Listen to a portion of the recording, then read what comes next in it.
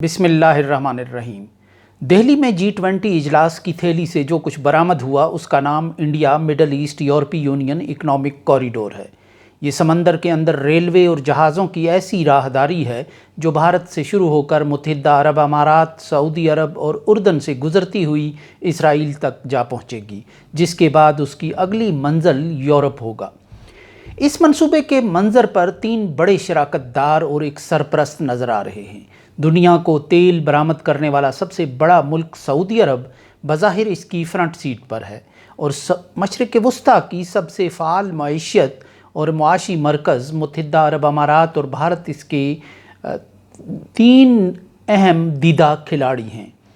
امریکا 12ویں کھلاڑی کے طور پر محض چین کی ضد میں اور اسے نیچا دکھانے کے اس منصوبے کی سرپرستی کرتا دکھائی دے رہا ہے، لیکن اس منصوبے میں امریکہ کے لیے سب سے کامیابی اور خوشی کا پہلو یہ ہے کہ دنیا میں اس کے دو ہی اسٹریٹجک پارٹنرز ہیں، اور وہ دونوں تاریخ میں پہلی بار براہ راست کسی رکاوٹ اور رابطے اور حوالے کے باہم جڑ رہے ہیں زمینی اعتبار سے۔ ان کا نام ہے اسرائیل اور بھارت۔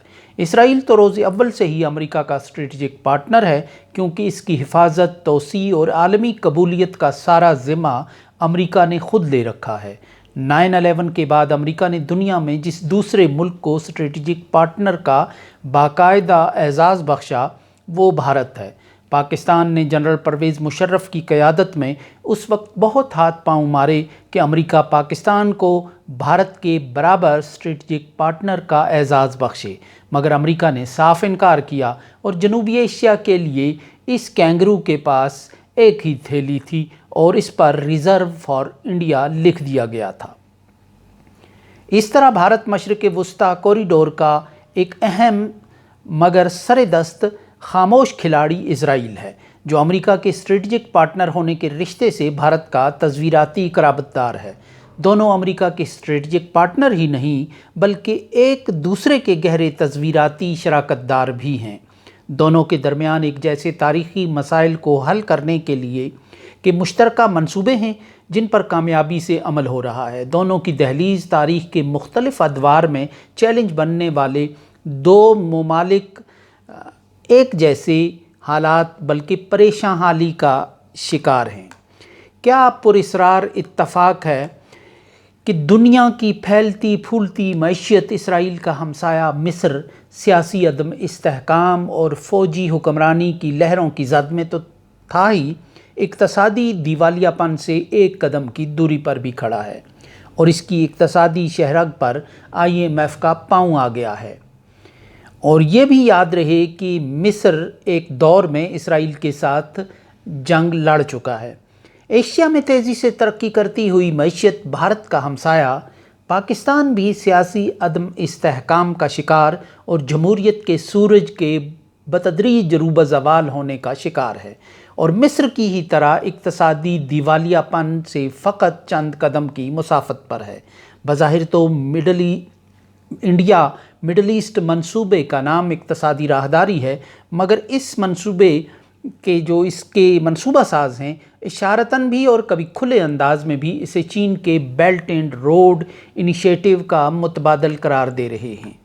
چین نے جب اس منصوبے کا آغاز کیا تھا تو اس نے اپنے منصوبے کو امریکہ، یورپ یا بھارت مخالفت کی بجائے ایک خالص اقتصادی راہداری کے طور پر پیش کیا گیا تھا، اور کنیکٹیوٹی کا ایک پروگرام بنا کر اس کو پیش کیا تھا۔ پاک چین اقتصادی راہداری اس کا صرف ایک بازو تھا۔ اس منصوبے کے کئی بازو تھے جو اسے یورپ، افریقہ اور جنوب مشرقی ایشیا سے ملاتے تھے۔ پاک چین اقتصادی راہداری چین کے مال کو شمال کی طرف، جو کم آبادی کا حامل اور اصل متمدن اور ترقی یافتہ حصہ ہے، اس جنوبی حصے سے دور پڑتا ہے، اس کو ترقی کی دوڑ میں شریک کرنے میں کے لیے بہت اہم منصوبہ تھا۔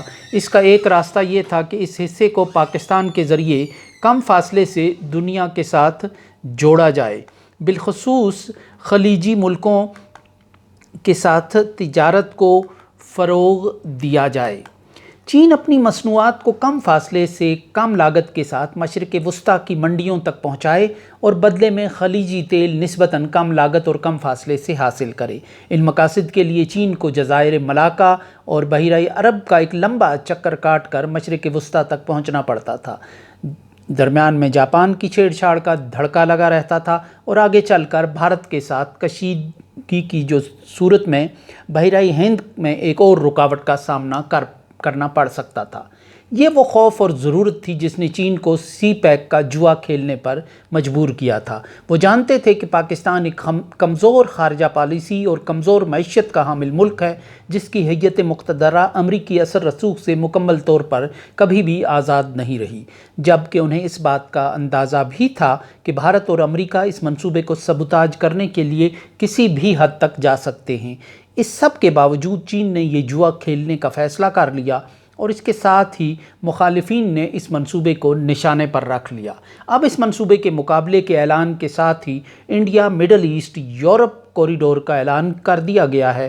چینیوں کا اب بھی خیال ہے کہ یہ امریکہ کے بڑے اعلانات اور کم عمل والے ماضی کے کئی منصوبوں کی طرح کا ایک اور ناتمام منصوبہ ثابت ہوگا۔ ان کے خیال میں اوباما کے دور میں ہلری کلنٹن نے بھی افغانستان کے راستے وسط ایشیائی ریاستوں کے لیے ایک ایسے ہی اقتصادی کوریڈور کا اعلان کیا تھا، مگر وہ بیل منڈے نہ چڑھ سکی تھی۔